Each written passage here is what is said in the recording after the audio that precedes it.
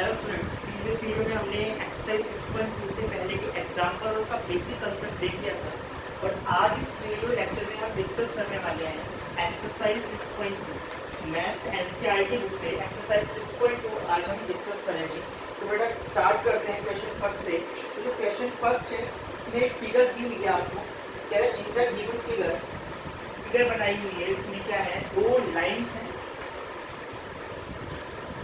और ये है एक ट्रांसवर्सल, ये ए बी सी डी, ये एक्स, ये 50 डिग्री, ये वाई एंड ये 130।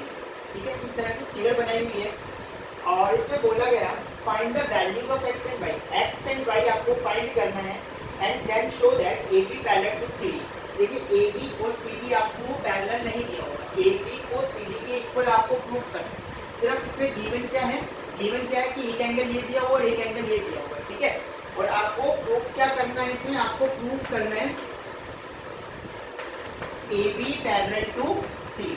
कैसे प्रूफ करेंगे, ए बी को सी डी के पैरेलल कैसे प्रूफ करेंगे? तो देखिए बेटा, यहाँ से ये एक लाइन है और ये क्या हो गई, एक रे हो गई।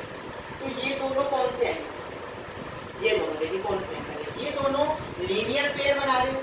तो आप यहाँ से लिख सकते हैं कि x plus 50 degree equals to 180 degree and x is equals to 180 degree minus 50 degree and x is equals to 130 degree आ जाएगा। यहाँ से x आपने फाइंड कर लिया 130 डिग्री।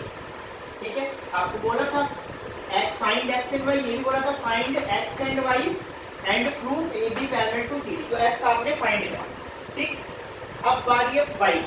तो देखो बेटा, y तो फाइंड करना बहुत ही ज्यादा आसान है। ये लाइन और ये लाइन, दो लाइंस हैं, दोनों एक पॉइंट पे इंटरसेक्ट करनी।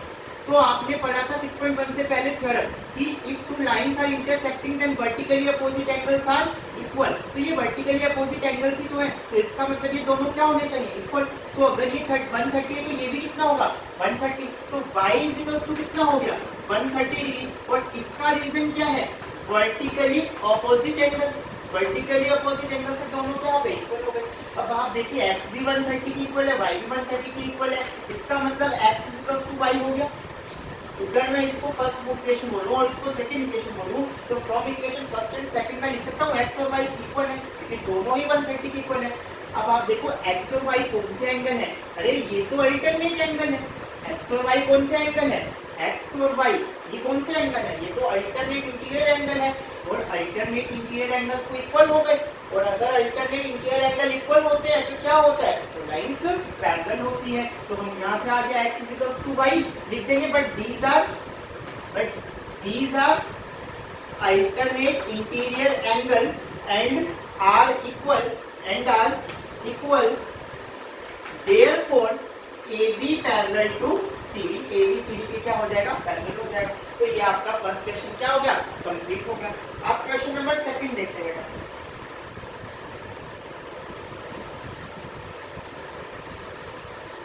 देखो क्वेश्चन नंबर सेकंड में क्या कह रहा है आपको,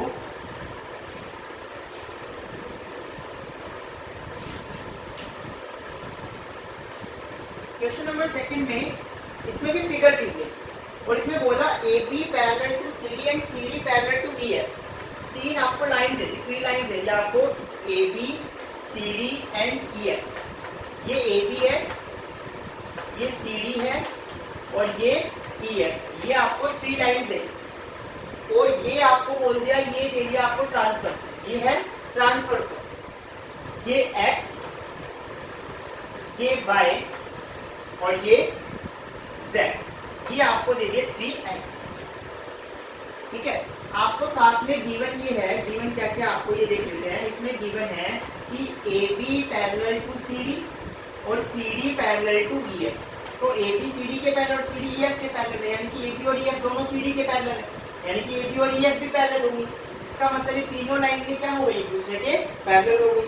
ठीक है, और साथ ही क्या दिया हुआ है, दिया हुआ है y ratio z equals to 3:7। y और z का रेशियो 3:7 है।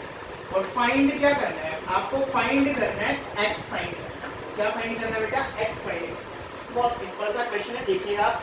देखो सबसे पहले तो AB CD के पैरेलल है, CD EF के पैरेलल है। इसका मतलब AB parallel to CD parallel to EF, तीनों लाइनें एक दूसरे के पैरेलल। ठीक, अब आप देखो AB अगर CD के पैरेलल है तो ये X और ये Y, ये कौन से एंगल? X और Y ये को इंटीरियर एंगल होंगे। ये कौन से एंगल होंगे? को इंटीरियर एंगल। ठीक है, इसलिए का सम कितना होगा? 180 डिग्री। और अब यहाँ से देखिए, अगर CD, पहले तो हम ये देखेंगे, इसको मैं मान लेता हूँ एंगल 1 मान लेता हूँ, इसको क्या मान लेता हूँ? एंगल 1। ठीक है, इसको मैंने एंगल 1 मान, या इसको आप मान लो, कुछ और मान लो, कोई वेरिएबल P मान लो, इसको P मान लिया। ठीक है, P। तो CD और ये जो लाइन है, ये दोनों एक दूसरे को इस पॉइंट पे इंटरसेक्ट कर रही है, तो ये दोनों एंगल कौन से बन रहे हैं? ये वर्टिकली अपोजिट एंगल बन रहे हैं। तो हम यहाँ से लिख सकते हैं y = P। Reason vertically opposite angle. Reason क्या हो गया? Vertically opposite angle. ठीक है, अब आप देखो बेटा, साथ ही साथ भैया ये लाइन और ये लाइन पैरेलल है और ये है ट्रांसवर्स है, तो ये कौन से एंगल हो? y और z कौन से एंगल हो गए? y और z। y और z आपके एंगल हो गए बेटा co-interior angle. Interior angles मतलब same side of the transverse है, या फिर अलाइड एंगल्स। तो CD parallel to EF, therefore P plus Z equals to 180 degree होगा, और रीजन होगा अलाइड एंगल्स। क्या होगा रीजन? Allied angles. ठीक, भैया P तो Y की इक्वल है, पहले ही बता चुका कि y और p इक्वल है वर्टिकली अपोजिट एंगल से, तो p को मैंने क्या लिख दिया? y, यानी कि y प्लस z कितना आ गया? 180 डिग्री। अब आप देखो y और z का आपको रेशियो दिया हुआ है 3 और 7, तो जब रेशियो दिया हुआ तो हम क्या मान लेते हैं? 3x और 7x। लेकिन हम यहाँ पर 3x और 7x नहीं मानेंगे।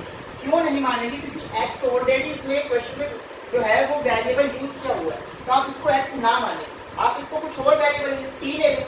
तो लेट, यहाँ से लेट कर सकते हैं, let y equals to 3t, y equals to 3t and z equals to 7t। तो ध्यान रखें, इसको 3x और 7x मानने की बजाय आप क्या ले?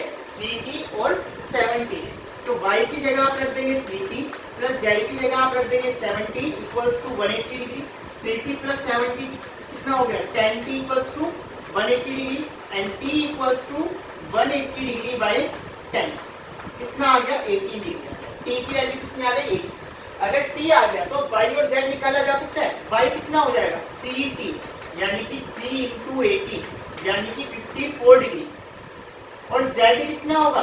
z होगा 70, यानी कि 7 × 80, यानी कि 126 डिग्री। y आ गया, z आ गया, लेकिन आपको तो फाइंड करना है x। तो आप ये देखो, एक बार इस लाइन को हटा दें, मान लो मैं हटा देता हूँ इस लाइन को।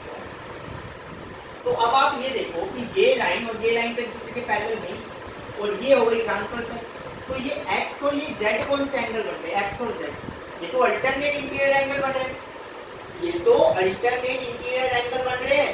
और अगर लाइंस पैरेलल है तो अल्टरनेट इंटीरियर एंगल क्या होंगे? इक्वल होंगे। अगर लाइन पैरेलल है तो ये अल्टरनेट इंटीरियर एंगल क्या होंगे? एक दूसरे के इक्वल होंगे।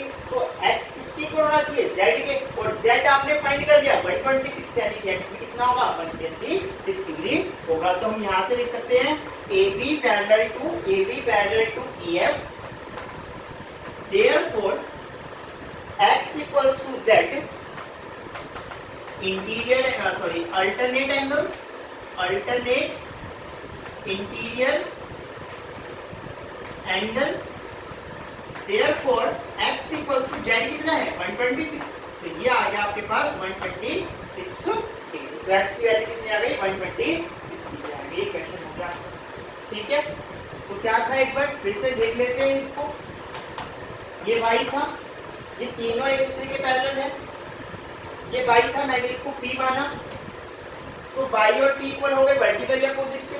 अब p और z का सम 180 होगा को इंटीरियर से या अलाइड एंगल से, तो y और z का सम भी कितना हो जाएगा? 180, क्योंकि p और y इक्वल है, तो yz हो गया 180 डिग्री के इक्वल yz का सम। अब y और z का रेशियो 3:7 गिवन है, तो y को मैंने 3t माना, z को मैंने 7t माना, तो t की वैल्यू सॉल्व करने पे आ गई 80। अब यहाँ से देखिए y निकाल लेंगे, 3t के इक्वल है, तो 3 × 18 54 डिग्री, Z 70 के इक्वल है तो 7 इंटू 18 यानी कि 126 डिग्री। अब y आगे z आ गया। देखो AB और EF पैरेलल है और ये ट्रांसवर्सल है, तो x और z ये कौन से एंगल होंगे? ये होंगे आपके पास अल्टरनेट इंटीरियर एंगल। x और z कौन से एंगल होंगे? Alternate interior angle. तो z तो ऑलरेडी फाइंड कर ही लिया 126, इसका मतलब x भी कितना हो जाएगा? 126 डिग्री हो जाएगा। नेक्स्ट इसका देखते हैं question number 3।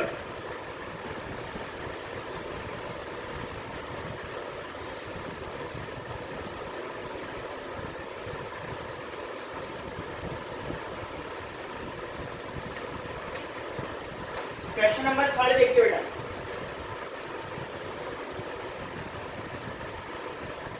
Figure already given है आपको।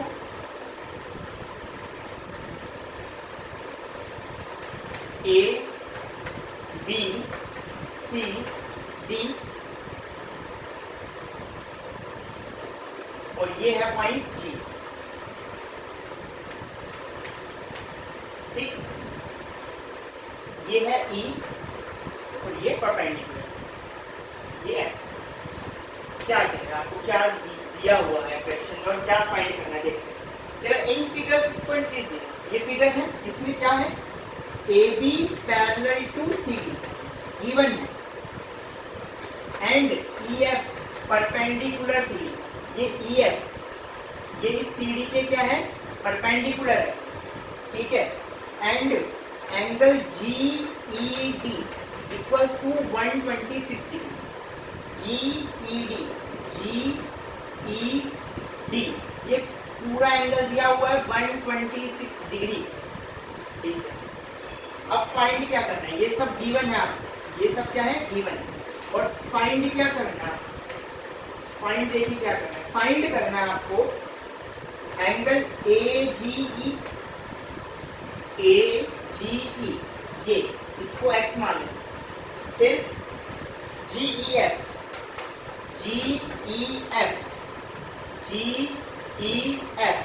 ये y मान लिया, ठीक। और FGE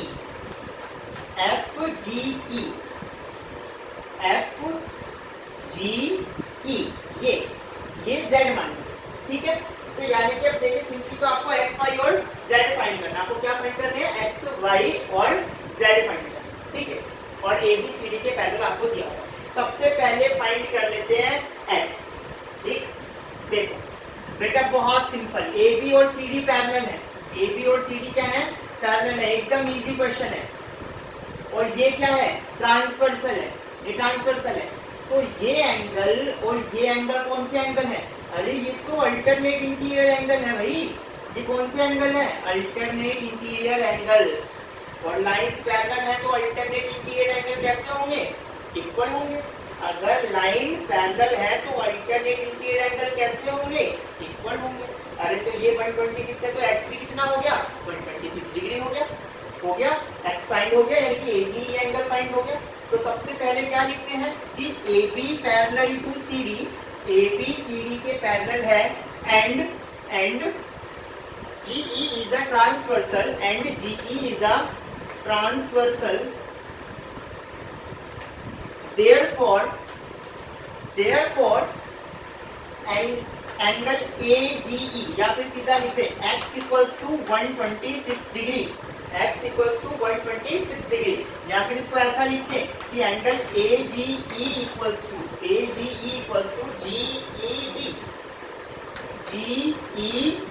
equal reason alternate interior angle. तो देयरफॉर एंगल AGE कितना आ गया? ये आ गया 126 डिग्री, क्योंकि GED की वैल्यू कितनी है? GED की वैल्यू 126 डिग्री है। आगे बढ़ते हैं, फाइंड y फाइंड करते हैं। देखो y फाइंड करना बहुत सिंपल है। GED ये एंगल है, GED ये किस से बना है? इस एंगल से और इस एंगल से मिलकर के बना है ना।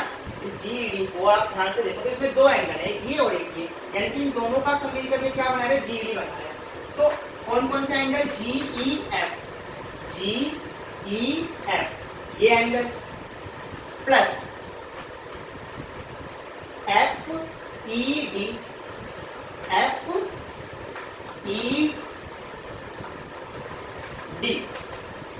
ये और ये ये दोनों मिलकर के क्या बना रहे हैं, ये दोनों मिलकर जीईडी बना रहे हैं, एंगल जीईडी बना रहे हैं, ठीक है। जीईएफ तो आपने फाइंड नहीं करना है बेटा, जीईएफ तो आपको फाइंड नहीं करना है। एफईडी ये कितना है, अरे भैया ये तो 90 डिग्री है, क्योंकि ये इस पे क्या है, परपेंडिकुलर है, तो ये हो गया आपके पास 90 डिग्री। और जीईडी कितना दिया हुआ है, जीईडी ये एंगल पूरा, ये तो 126 डिग्री दिया हुआ है, तो 126 डिग्री लिख देते हैं। तो यहाँ से आप देखें जीईएफ कितना आ जाएगा, ये आ जाएगा 126 डिग्री माइनस 90 डिग्री, तो ये कितना आ गया आपके पास 36 डिग्री। जीईएफ कितना आ गया 126 माइनस 90 यानी कि 36 डिग्री आ गया आपके पास। क्लियर। अब लास्ट है क्या, एफजीई फाइंड करना। एफजीई अरे एक्स और जेड तो भाई लीनियर पेयर बना रहे हैं, एक्स पता है, जेड निकालने में क्या दिक्कत है, 180 में से माइनस कर दूंगा, ठीक है। तो क्या होगा, x plus z equals to 180 degree, reason linear pair. X क्या है, एजीई है, एजीई प्लस या सीधा लिख दे, कितना आ गया, एक्स कितना आ चुका था 126 डिग्री, प्लस जेड कितना है, ये है एफजीई इक्वल्स टू 180, तो एफजीई कितना आ गया, F G E equals to 180 degree minus 126 degree, कितना आ गया 10 minus 6 is 4, 7 minus 2 is 5, 54 degree आ गया। तो हो गई, एफजीई कितना आ गया 54 डिग्री। तो एक बार फिर से देख लेते हैं भाई, ये सबसे पहले ये निकालना है, तो ये इसके इक्वल होगा, क्यों होगा, इंटरनेट बढ़ा रहे तो ये 126 आ गया। फिर ये एंगल निकाला, तो इसका और इसका सम कितना है 126 है, दिया हुआ है क्वेश्चन में, ये 90 है, तो ये निकालने के लिए क्या करेंगे, इस 126 में से, ये पूरे 126 में से ये 90 माइनस कर दो, ये बच जाएगा आपके पास, ठीक। और अगर ये निकालना है तो भैया इसका और इसका सम 180 है, ये पता चल गया 126, तो ये कितना बचेगा 180 में से इसको माइनस कर दो, 126 को 54 आ गया। तो ये हो गया आपका क्वेश्चन नंबर 3। नेक्स्ट क्वेश्चन देखते हैं, क्वेश्चन नंबर 4। क्वेश्चन नंबर 4 एक बहुत इंपॉर्टेंट क्वेश्चन है, अच्छा क्वेश्चन है, ध्यान से देखिएगा, ध्यान से तो सारे देखने हैं, इसको थोड़ा और ज्यादा ध्यान से देखिएगा, ठीक है। क्वेश्चन नंबर 4, बेटा क्वेश्चन नंबर 4 देख लेते हैं। क्वेश्चन नंबर 4 देखिएगा, एक इंपॉर्टेंट क्वेश्चन है एक्सरसाइज 6.2 का। तो इसमें आपको एक फिगर गिवन है, इस तरह से फिगर गिवन है, ये PQ है और ये आपके पास R, ये S और ये T, ठीक है। और आपको दिया हुआ है क्वेश्चन में कि एंगल PQR जो है वो 110 डिग्री है और एंगल TSR ये 130 डिग्री है, और आपको बोला गया कि फाइंड एंगल QRS। आपको एंगल QRS निकालना है, आपको क्या फाइंड करना है, आपको फाइंड करना है एंगल QRS, ठीक है। और गिवन क्या हो गया, गिवन हो गया कि PQ पैरेलल ST, साथ ही साथ angle PQR equals to 110 degree and angle TSR equals to 130 degree, ठीक है। ये आपको गिवन हो गया, ये आपको फाइंड करना है। तो आप देखिए सॉल्यूशन किस तरह, इससे पहले हम सॉल्यूशन से पहले हम कंस्ट्रक्शन करेंगे। इसमें कंस्ट्रक्शन क्या करेंगे, हम PQ के पैरेलल एक लाइन ड्रॉ करेंगे MN, we will draw a line MN जो पैरेलल होगी किसके, PQ के, पैरेलल टू PQ, ठीक है, एंड पासिंग थ्रू R, और कहां से पास हो रही है, थ्रू R से ये क्या हो रही है, पास हो रही है, ठीक है। तो R से पास होने वाली एक लाइन MN हमने ड्रॉ कर दी जो PQ के क्या है, पैरेलल है। अब प्रूफ पे आते हैं, सॉल्यूशन पे आते हैं बेटा। तो सॉल्यूशन कैसे करेंगे, देखिए आप इसको मैं एक बार आपको और समझाता हूं। अब देखो सबसे पहले तो PQ, ST और MN ये तीनों लाइनें पैरेलल होंगी। क्यों होंगी, क्योंकि आप देखो PQ जो MN है वो PQ के पैरेलल है और PQ ST के पैरेलल है, या फिर ये कहें कि MN और ST दोनों ही PQ के पैरेलल है। और मैंने आपको एक थ्योरम बताई थी कि lines parallel to the same line are also parallel. Line जो एक ही लाइन के पैरेलल होंगी वो आपस में भी क्या होंगी, पैरेलल होंगी। तो इस हिसाब से क्या होगा कि पी क्यू एस टी और एम एन तीनों एक दूसरे के क्या हो जाएंगी, पैरेलल हो जाएंगी। तो पी क्यू पैरेलल है एस टी के, गिवन है ये आपको, और पी क्यू पैरेलल है एम एन के, ये बाय कंस्ट्रक्शन। इसलिए P Q parallel S T parallel M N होना चाहिए। ठीक है, अब आप देखो कि अगर पी क्यू और एम एन पैरेलल है और ये एक ट्रांसवर्सल है, तो ये एंगल कौन से होंगे, ये दोनों एंगल, ये दोनों एंगल हैं। देखिए ट्रांसवर्सल है, ट्रांसवर्सल के एक ही साइड के इंटीरियर एंगल है, तो interior angles on the same side of the transversal ये हो गए, या फिर अलाइड एंगल इनको बोल सकते हैं। अब आप देखिए ये दोनों लाइन पैरेलल भी हैं, तो पैरेलल है तो अलाइड एंगल का सम कितना होगा, 180 डिग्री होगा। और अगर ये 110 है तो ये कितना हो जाएगा, 70 डिग्री। तो इसको लिखेंगे कैसे कि PQ parallel MN, PQ parallel MN, therefore angle PQR plus angle QRM equals to 180 degree, और रीजन को इंटीरियर एंगल, या फिर क्या लिख सकते हैं, अलाइड एंगल्स। ठीक है, PQR आपको ऑलरेडी गिवन है 110 degree, 110 degree plus QRM equals to 180, तो एंगल QRM कितना आ गया आपके पास, 180 degree minus 110, that is 70 degree आ गया आपके पास। ठीक है, अब आप देखो यहां से इसी तरीके से ST और RN भी पैरेलल है, और ये क्या हो गई, ट्रांसवर्सल। तो इस हिसाब से ये एंगल और ये एंगल कौन से हो गए, ये फिर से कोइंसिडेंट एंगल हो गए, interior angles on the same side of the transversal, या फिर अलाइड एंगल्स। तो इन दोनों का सम भी कितना होगा, 180 डिग्री होगा। तो हम यहां से लिख सकते हैं कि ST parallel to MN, ST parallel to MN, therefore angle TSR plus angle SRN equals to 180 degree, और रीजन वही को इंटीरियर एंगल। अब ये TSR जो है, TSR ये आपको ऑलरेडी पता है कितना है, 130 degree, 130 degree plus SRN equals to 180, तो SRN की वैल्यू कितनी आ गई, 180 degree minus 130 degree, that is 50 degree.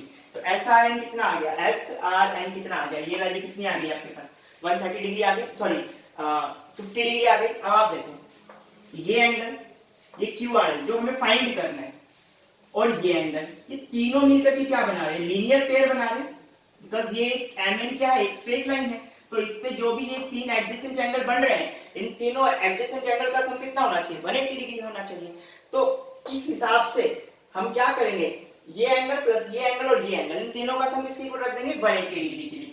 तो लिखेंगे PQR plus angle QRS plus angle SRN equals to 180 degree, और इसका रीजन होगा लीनियर पेयर एडजेसेंट। ठीक है, PQR आप ऑलरेडी फाइंड कर चुके हैं, कितना, यहां PQR नहीं आएगा बेटा, यहां आएगा आपके पास QRM।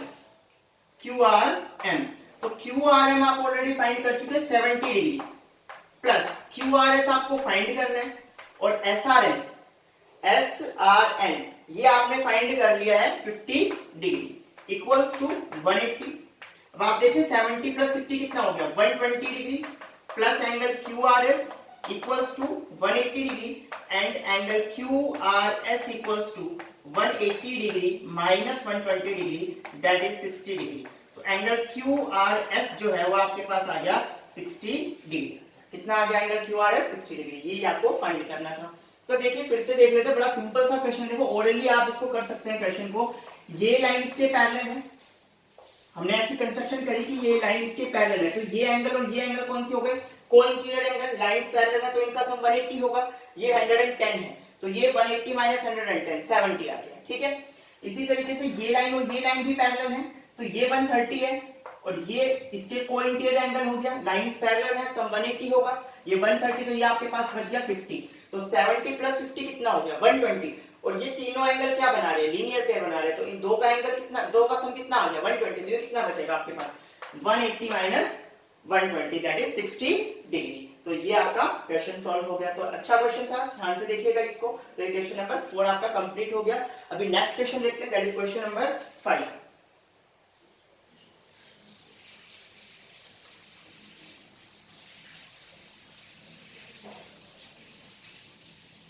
क्वेश्चन 5 आप देखें, इसमें भी फिगर आपको गिवन है। क्वेश्चन में बोला कि ये दो पैरेलल लाइंस हैं ए बी और सी डी, ये दोनों क्या है पैरेलल लाइंस हैं। और इसमें ये ट्राइंगल फॉर्म हो रहा है इस तरीके से टी क्यू आर, ये आपको दिया हुआ है 50 डिग्री, ये आपको दिया हुआ है वाई और ये एक्स, ठीक है। तो क्वेश्चन में आपको गिवन है कि A B parallel to C D, A B C D के पैरेलल है और आपको फाइंड क्या करना है, इसमें जो अननोन दिख रहे हैं आपको x and y, x and y आपको क्या करना है फाइंड करना है, ठीक है। ये गिवन था क्वेश्चन में, ये प्रूफ फाइंड करना है। ये साथ ही साथ ये एक एंगल भी दिया हुआ है आपको 50 डिग्री और इसके साथ ये एक एंगल और दिया हुआ है 127 डिग्री, ठीक है। देखिए बहुत सिंपल है, आप देखोगे बेटा ए बी और सी डी पैरेलल है, ये क्या हो गई ट्रांसवर्सल, ये ट्रांसवर्सल हो गई। तो ये एंगल और ये एंगल कौन से एंगल होंगे, ये दोनों एंगल कौन से एंगल होंगे, देखो अल्टरनेट इंटीरियर एंगल होंगे, जेड के कॉर्नर पे बन रहे हैं दोनों एंगल। तो ये कौन से एंगल हो गए अल्टरनेट इंटीरियर एंगल। तो बस सिंपली हम लिख सकते हैं सॉल्यूशन में कि A B parallel to C D and transversal क्या है, P Q is a transversal, P Q is a transversal, therefore x equals to 50 degree और रीजन लिख देंगे अल्टरनेट इंटीरियर एंगल, ठीक। तो x आ गया, बहुत सिंपली हमने फाइंड कर लिया x। अब आप देखो फिर से ए बी और सी डी पैरेलल है, लेकिन इस बार ट्रांसवर्सल क्या ले रहा हूं, इस बार ट्रांसवर्सल ले रहा हूं ये टेढ़ी line, T R line, sorry T R line. अब आप देखो क्या ये एंगल और ये एंगल, क्या ये दोनों एंगल भी अल्टरनेट इंटीरियर एंगल है, बिल्कुल है। ये देखिए बिल्कुल ये अल्टरनेट इंटीरियर एंगल है, एक ट्रांसवर्सल के लेफ्ट में है, एक ट्रांसवर्सल के राइट में है, एक लाइन के बिलो है, दूसरा लाइन के अबव है, दोनों की जो पोजीशंस हैं वो बिल्कुल अल्टरनेट है एक दूसरे के। तो आप देख सकते हैं कि ये दोनों फिर से अल्टरनेट बना रहे हैं। तो हम लिख सकते हैं यहां से A B parallel to C D and P R is a transversal, P R is a transversal, therefore 50 plus y equals to 127 degree alternate interior angle से, ठीक है। पहले आप इनके नाम लिख दीजिएगा A P R equals to angle P R D और फिर वैल्यू लिख दीजिएगा, ठीक है। तो ये हो गया आपके पास y equals to 127 degree minus 50 degree और y आपके पास कितना आ गया 77 डिग्री, ये फाइंड कर लिया हमने। y कितना आ गया आपके पास 77 डिग्री, सिंपल था। ये 50 है तो ये भी 50 होगा, अल्टरनेट इंटीरियर बन रहे हैं। इसी तरह से ये 50 प्लस y है, ये 127 है तो ये भी 127 डिग्री होगा, क्यों, क्योंकि ये भी अल्टरनेट इंटीरियर एंगल फॉर्म कर रहे हैं। तो 50 प्लस y की वैल्यू हो गई 127 डिग्री, तो y आ गया आपके पास 127 माइनस 50 दैट इज 77 डिग्री। तो बहुत सिंपल क्वेश्चन था, क्वेश्चन नंबर 5। नेक्स्ट क्वेश्चन देखते हैं, क्वेश्चन नंबर 6, ठीक है। तो क्वेश्चन नंबर 6 से पहले हम थोड़ा सा फिजिक्स का एक कांसेप्ट देखेंगे, उसका इसमें यूज है। तो हम देख लेते हैं बेटा, ये एक प्लेन मिरर है, ये क्या है एक प्लेन मिरर, ये इसका रिफ्लेक्टिंग सरफेस है और ये शाइनी सरफेस, ठीक है, पेंटेड सरफेस है और ये रिफ्लेक्टिंग, इस पार्ट से रिफ्लेक्शन होगा जो ऊपर वाला पार्ट है, ठीक है।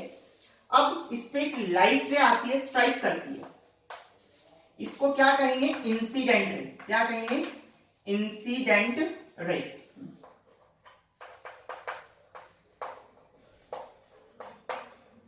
ठीक है। ये इंसिडेंट रे जहां पर स्ट्राइक करेगी मिरर को, उसको कहेंगे point of incidence, point of incidence, ठीक है, पॉइंट ऑफ इंसिडेंस हो गया। उसके बाद ये इस मिरर पे टकराने के बाद ये लाइट रे क्या होगी, रिफ्लेक्ट होगी, वापिस जाएगी, टकराएगी, टकरा करके वापिस जाएगी। जैसे बॉल को दीवार पे मारो तो वापिस आती है, उसी तरीके से लाइट रे भी मिरर पे स्ट्राइक करने के बाद क्या होगी, रिफ्लेक्ट बैक होगी। इसको हम कहते हैं रिफ्लेक्टेड रे। क्या कहेंगे, रिफ्लेक्टेड रे। ठीक है, ये incident ray, point of incidence और रिफ्लेक्टेड रे। एक और रे होगी, वो होगी नॉर्मल रे। नॉर्मल रे क्या होगी, इस मिरर के perpendicular eight point of incidence. Point of incidence पे अगर हम इस मिरर पे परपेंडिकुलर ड्रॉ करते हैं तो इसको हम क्या कहते हैं, नॉर्मल। क्या कहेंगे हम इसको, नॉर्मल रे। क्या कहेंगे, नॉर्मल रे। ठीक है, अब इस नॉर्मल और इंसिडेंट रे, इनके बीच में जो एंगल बनेगा उसको हम डिनोट करते हैं स्मॉल आई से। इसको हम किससे डिनोट करते हैं, स्मॉल आई से। ठीक है, और इसका नाम होगा angle of incidence. Angle of incidence. ठीक है, और ये नॉर्मल और रिफ्लेक्टेड रे के बीच में जो एंगल बनेगा, नॉर्मल और रिफ्लेक्टेड रे के बीच में जो एंगल बनेगा उसको हम कहते हैं एंगल ऑफ रिफ्लेक्शन। इसको हम स्मॉल आर से डिनोट करते हैं। तो ये कौन सा एंगल है, एंगल ऑफ रिफ्लेक्शन। ठीक है, एंगल ऑफ रिफ्लेक्शन हो गया ये, और ये हो गया एंगल ऑफ इंसिडेंस। अब बात करें बेटा लॉज ऑफ रिफ्लेक्शन की, तो दो लॉज ऑफ रिफ्लेक्शन है, उसमें से एक कहता है कि इंसिडेंट रे, नॉर्मल और रिफ्लेक्टेड रे ये तीनों सेम प्लेन में लाई करते हैं। इसकी हमें रिक्वायरमेंट नहीं है। हमें जो लॉ की रिक्वायरमेंट है क्वेश्चन को सोल्व करने के लिए वो ये है कि angle of incidence equals to angle of reflection. एक प्लेन सरफेस की अगर बात करें तो एंगल ऑफ इंसिडेंस जो होगा वो एंगल ऑफ रिफ्लेक्शन के क्या होगा, इक्वल होगा हमेशा। Angle of incidence equals to angle of reflection. तो यही कंसेप्ट हमें ध्यान रखना है हमारा क्वेश्चन नंबर 6 सॉल्व करने के लिए। क्या, angle of incidence equals to angle of reflection. Angle of incidence क्या है, नॉर्मल और इंसिडेंट रे के बीच में बनने वाला एंगल, और एंगल ऑफ रिफ्लेक्शन क्या है, नॉर्मल और रिफ्लेक्टेड रे के बीच में बनने वाला एंगल, वो है एंगल ऑफ रिफ्लेक्शन। और according to laws of reflection angle of incidence equals to angle of reflection. ठीक है, तो इस कॉन्सेप्ट का हमें यूज करना है। पॉइंट नॉर्मल एक ध्यान रखना है कि नॉर्मल क्या होता है कि प्लेन मिरर पे जहां पॉइंट ऑफ इंसिडेंस पे अगर हम मिरर पे परपेंडिकुलर ड्रॉ करें तो उसको हम क्या कहेंगे, नॉर्मल रे कहेंगे। ठीक है, ये दो चीजें आपको ध्यान रखनी है। अब हम क्वेश्चन नंबर 6 की तरफ आते हैं। इससे पहले एक और चीज ध्यान दें कि अगर मान लीजिए एक लाइन है और एक लाइन पे आप क्या कर रहे हैं, परपेंडिकुलर ड्रॉ कर रहे हैं। आप कितने भी परपेंडिकुलर ड्रॉ करें इसको, ये सारे के सारे जो परपेंडिकुलर होंगे ना वो एक दूसरे के पैरेलल होंगे। तो perpendiculars drawn on a line are parallel. एक लाइन पर कितने भी आप परपेंडिकुलर्स ड्रॉ करें वो सारे एक दूसरे के पैरेलल होंगे। हम प्रूफ भी कर सकते हैं। देखिए, ये मान लीजिए 3 लाइंस हैं और ये हो गई ट्रांसवर्सल। अब ये 90-90 है, तो ये कौन सा एंगल है, ये देखिए ये कॉरस्पॉन्डिंग एंगल है। अगर आप इसको थोड़ा सा टिल्ट करके देखें तो आपके पास बेसिकली ये 3 लाइन है और ये ट्रांसवर्सल और ये 90-90-90 के एंगल है। तो ये तो कॉरस्पॉन्डिंग एंगल और कॉरस्पॉन्डिंग एंगल क्या होगा, इक्वल। अगर कॉरस्पॉन्डिंग एंगल इक्वल होते हैं तो लाइंस क्या होती है, पैरेलल होती है। अगर कॉरस्पॉन्डिंग एंगल इक्वल होते हैं तो लाइंस क्या होती है, पैरेलल होती है। तो इसका मतलब ये तीनों लाइनें क्या है, पैरेलल। और ये एक्चुअल में है क्या, इस लाइन पे गिरने वाले 3 परपेंडिकुलर्स हैं। तो perpendiculars on the same line are also parallel. तो ये दो चीजें हमें यहाँ पर ध्यान रखनी है। अब आगे देखिए क्वेश्चन करते हैं।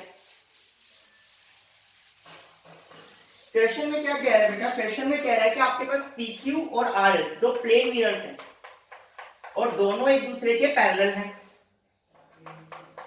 ये दो प्लेन मिरर्स हैं आपके पास PQ एंड RS। ठीक, ये एक लाइट ले गई A से ओरिजिनेट होकर के B पे, ये इस PQ मिरर पे टकराती है, उसके बाद रिफ्लेक्ट होकर के ये जो दूसरा मिरर है इसके पैरेलल उस पे स्ट्राइक करती है पॉइंट C पे, और फिर C से ये रिफ्लेक्ट होकर के D तक जा रही है। मतलब आगे भी जा रही होगी लेकिन इसने D तक ही लिया। ठीक है, तो अब आपको प्रूफ ये करना है कि ये जो AB लाइन है और ये CD लाइन है ये एक दूसरे के क्या है, पैरेलल है। आपको प्रूफ क्या करना है कि ये AB और ये CD जो है वो एक दूसरे के पैरेलल हैं। ठीक है, तो मतलब आपको इस क्वेश्चन में गिवन क्या हो गया, गिवन हो गया कि A B parallel to C D, A B and C D are sorry P Q and R S are two parallel plane mirrors, ठीक है, और प्रूव आपको क्या करना है, आपको प्रूफ करना है A B parallel to C D, ये आपको प्रूफ करना है, A B parallel to C D ये आपको क्या करना है, प्रूफ करना है। तो देखिए कैसे प्रूफ करेंगे। सबसे पहले हम इसमें नॉर्मल रे ड्रॉ करेंगे, तो सबसे एक तो यहां पर नॉर्मल ड्रॉ करते हैं, और एक नॉर्मल कहां ड्रॉ करेंगे, यहां ड्रॉ कर देंगे, ये बी एम और ये सी एन, ठीक है।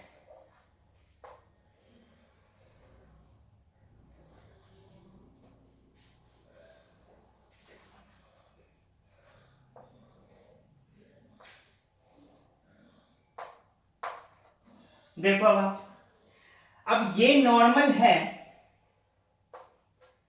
और ये है इंसिडेंस रे, तो ये हो गया एंगल ऑफ इंसिडेंस, इसको मैं डिनोट कर रहा हूं I1 से।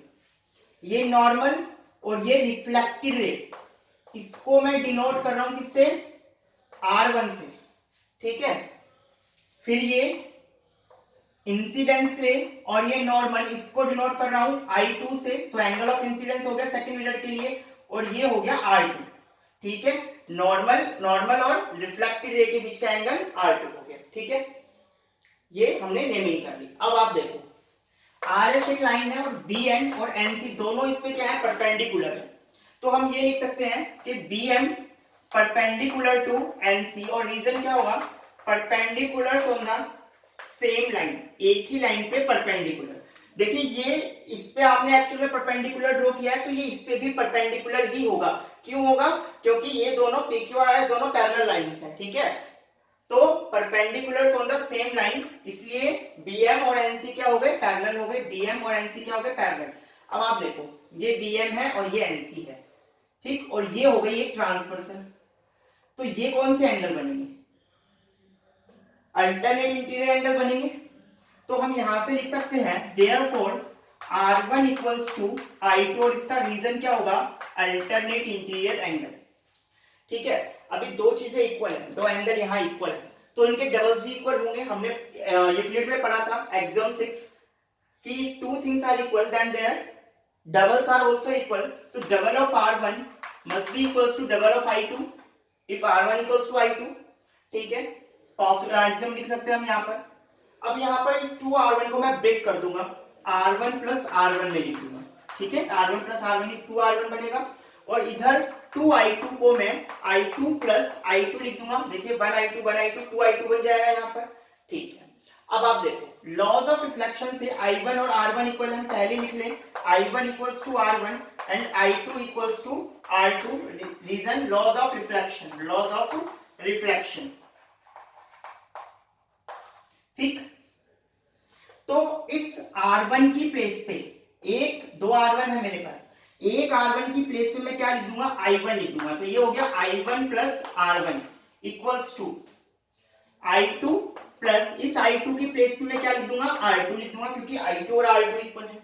अब आप देखिए I1 plus R1, I1 plus R1 ये क्या बन गया, ये कंप्लीट एंगल ABC बन गया, I1 और R1 मिलकर के ABC एंगल बन गया, ये बन गया आपके पास एंगल ABC इक्वल्स टू, ये देखिए I2 प्लस R2 मिलकर के क्या बन रहा है, BCD एंगल बन रहा है, ये आपके पास बन गया BCD एंगल बन गया। तो अब आप देखो ABC और BCD क्या होगा, इक्वल। अब ये दो लाइनें हैं, ध्यान से देखिएगा, यहां पे आपके पास दो लाइनें हैं AB और CD, और ये है ट्रांसवर्सल, तो ये एंगल और ये एंगल कौन से एंगल होंगे, अल्टरनेट इंटीरियर एंगल होंगे, ये दोनों यही तो बन रहे हैं ABC और BCD, कौन से एंगल बन रहे हैं, अल्टरनेट इंटीरियर एंगल, और आपने अल्टरनेट इंटीरियर एंगल को क्या दिखा दिया, इक्वल दिखा दिया, और अगर अल्टरनेट इंटीरियर एंगल इक्वल होंगे तो लाइंस क्या होंगी, पैरेलल होंगी, यही हमें प्रूफ करना था। तो हो गया हमारा question complete.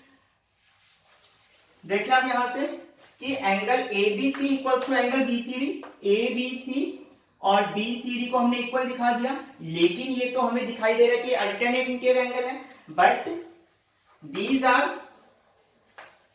Alternate interior angle and are equal, और ये इक्वल हो गए, एंड आर इक्वल, दोनों इक्वल है, therefore AB parallel to CD, ऐसा हमने थ्योरम में पढ़ा था, ठीक है। तो AB क्या हो गए, CD के पैरेलल हो गए, यही हमें क्या करना था, इसे प्रूफ करना था। तो आप बहुत इजीली देख सकते हैं, सिंपल सा क्वेश्चन था, बस थोड़ा सा फिजिक्स का कॉन्सेप्ट इसमें ध्यान रखना था, वो मैंने आपको क्वेश्चन से पहले समझा दिया था। तो देखिए सबसे पहले हम आपको दो प्लेन मिरर्स दिए हुए PQRS, AB लाइन एक से एक लाइट रे निकली, वो PQ पे B पे क्या कर रही है, स्ट्राइक कर रही है, फिर वहां से रिफ्लेक्ट होकर के दूसरे मिरर पे C पे स्ट्राइक कर रही है और वहां से D तक जा रही है। तो आपको प्रूफ करना है कि AB और CD क्या है, एक दूसरे के पैरेलल है। सबसे पहले हम नॉर्मल्स ड्रॉ करेंगे, तो हमने BM और NC दो नॉर्मल्स ड्रॉ कर लिए दोनों मिरर्स पे, ठीक है। अब ये दोनों जो BM और NC हैं ये पैरेलल होंगे, क्यों होंगे पैरेलल, परपेंडिकुलर मतलब सेम लाइन, एक ही लाइन पे परपेंडिकुलर से हम ड्रॉ कर देते हैं तो वो क्या होंगे, परपेंडिकुलर होंगे, सॉरी पैरेलल होंगे, इसलिए R1 और I2 क्या होंगे, इक्वल होंगे। देखिए ये बन रहे हैं आपके पास अल्टरनेट इंटीरियर एंगल R1 और I2, BM और NC अगर पैरेलल हैं तो R1 और I2 इक्वल हो गए अल्टरनेट इंटीरियर एंगल से। अगर दो चीजें इक्वल है तो इनके डबल्स भी इक्वल होंगे, यानी कि double of R1 equals to double of I2। अब मैं डबल ऑफ R1 को R1 प्लस R1 लिख लिया और डबल ऑफ I2 को I2 प्लस I2 लिख लिया। लॉज ऑफ रिफ्लेक्शन हम पहले बता चुके कि I1 R1 के इक्वल होगा, I2 R2 के इक्वल होगा। इस R1 को मैं I1 से रिप्लेस करता हूं, यहाँ पर I2 को R2 से रिप्लेस करता हूं। I1 प्लस R1 मिलकर के ABC एंगल बना रहे हैं, जबकि I2 प्लस R2 मिलकर के BCD एंगल बना रहे हैं, ठीक है। लेकिन ये AB और CD लाइन के लिए क्या बना रहे हैं, अल्टरनेट इंटीरियर एंगल, और हमने इनको इक्वल प्रूफ कर दिया, इसका मतलब लाइंस क्या होंगी, पैरेलल होंगी। तो ये थी आपका 6.2 क्वेश्चन नंबर 6 जो कि कंप्लीट हो गया है, ठीक है। तो इसी के साथ इस क्वेश्चन के कंप्लीट होने के साथ आपकी ये एक्सरसाइज भी कंप्लीट हो गई।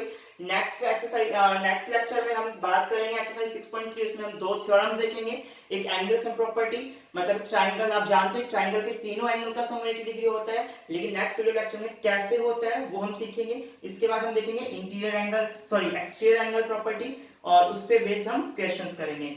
ओके बेटा, तब तक के लिए प्रैक्टिस कीजिए, 6.1 एंड 6.2 की अच्छे से प्रैक्टिस करें। Thank you.